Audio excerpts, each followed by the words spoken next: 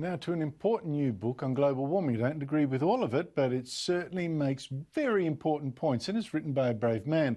But in introducing him and his book, I have to ask, is this actually going to do much good? Because look at all this extremism today. People seem unable now to debate or to use reason. They're not interested in finding the truth and testing their ideas. They just want to impose power. They want to be bullies. And global warming is a perfect example. I mean, it's got as its goddess a teenage extremist, Greta Thunberg, who doesn't discuss, she just demands.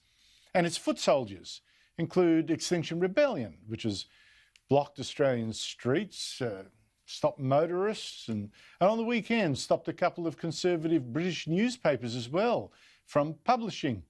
Extinction Rebellion doesn't really believe in free speech, you see, and one of its founders seems to even believe in murdering people who won't worship his global warming gods. People that are culpable are the people that run society, run big business, run governments, run the elites. Maybe you should put a bullet for them. Okay. Or rather, someone probably will. A bullet through the head, that's Extinction Rebellion people. Note well, be warned. And one person who should be warned is Bjorn Lomborg.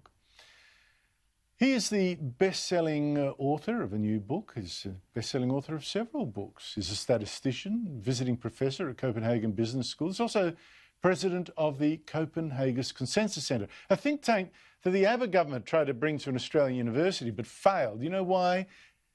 The beginning of the cancel culture. Academics and students fought against this centre because they hated the idea that one of the questions Lomborg's asked is very basic ones. Very basic one.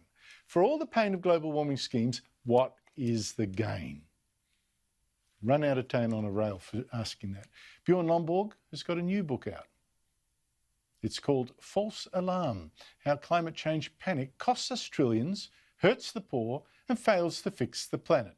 And I spoke to him a short while ago. Bjorn Lomborg, thank you so much for joining me. Can we first get the obvious out of the way, that stupid insult that tends to get hurled around? You know, you're a climate denier. You're not, I believe. You don't deny that the climate has changed. What is your position? Andrew, it's great to be back. So look, fundamentally, global warming is a real problem. It's something that we should fix, but we should fix it smartly. So I take my starting point in the UN climate panel, tells us here is a real problem.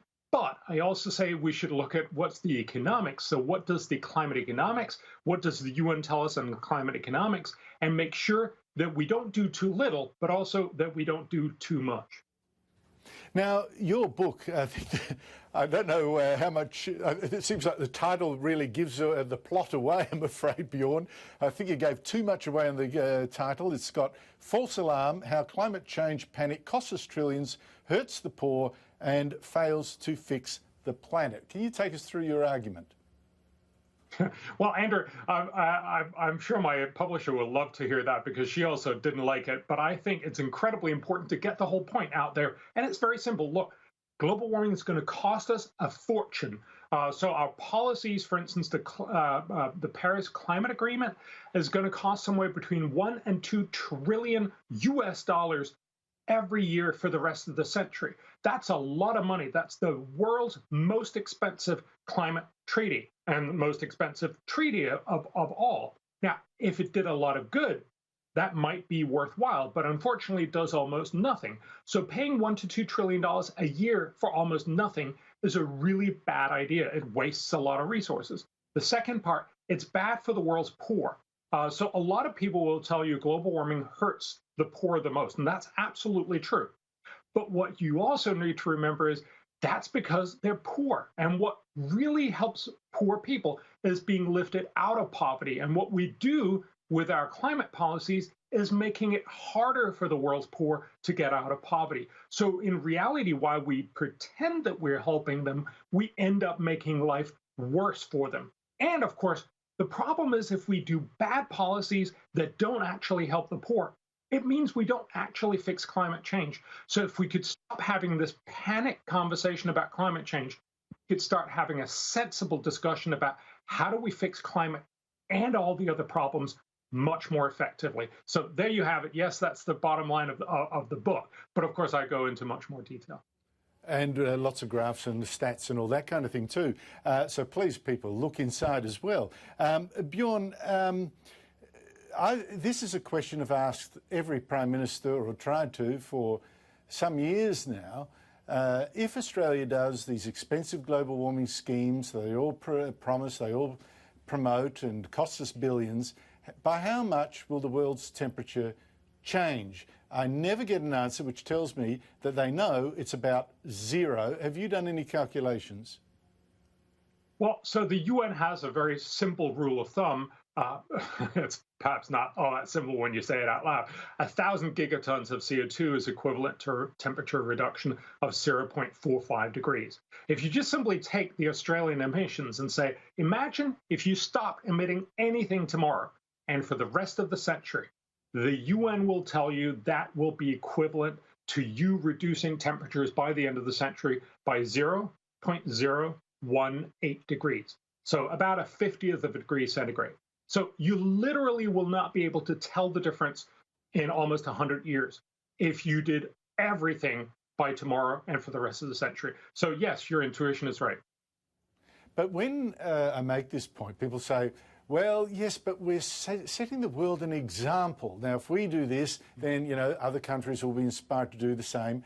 Have you calculated what difference to the world's temperature would be made if every single country did what it promised under the Paris Agreement, slashed its emissions, even though a lot or most don't seem to be doing that? But what if they did?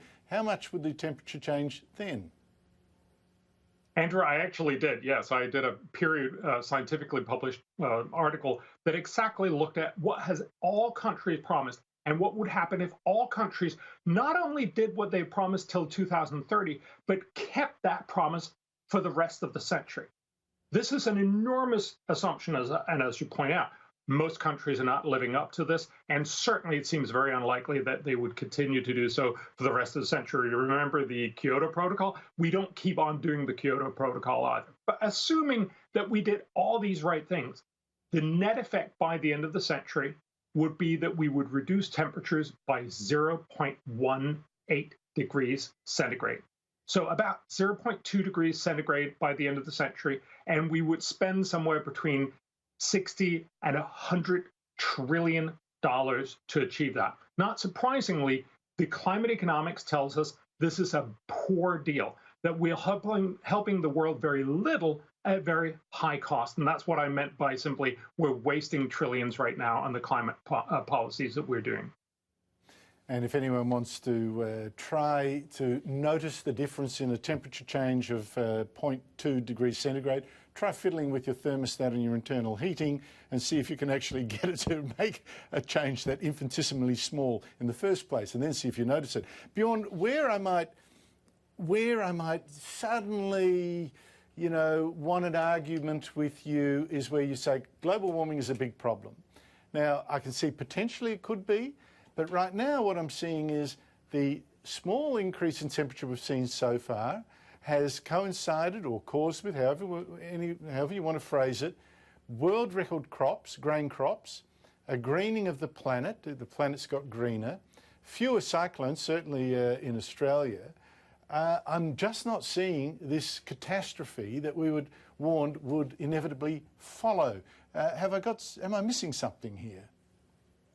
Well, so no. Again, what the UN Climate Panel tells us is right now, the damages from global warming are around 0% of global GDP. So you're absolutely right. There are some things that are getting worse, and there are also some things that are getting better. Overall, it's very close to zero. By the end of the century, this cost will be about 3.6% of global GDP. So it'll be a real problem. And so remember, what we're trying to do is not try to get to affect what is the cost today or next year, because those are already benefits that we can't make any difference to. What matters is what happens over the long run. So there is a real argument to be said. There's a problem waiting for us over the next 80 years and onwards, and we should make sensible policies to make sure that that problem does become slightly smaller for cheap policies that we can enact today. What we should make sure we don't do is make expensive policies that have almost no impact in 100 years, which basically makes us poorer but doesn't help the future anything. That's the real trick. So there's not much of a problem now, but there will be a problem in the future. It's not the end of the world, as many people like to point out, but it's a problem. And we should fix problems as human beings do. Well, that's presuming, of course, we're going to see the predicted degree of warming. And against the problem, of course, is the cost of measures to actually stop it. Thank you so much indeed for your time. Really appreciate it. Thank you.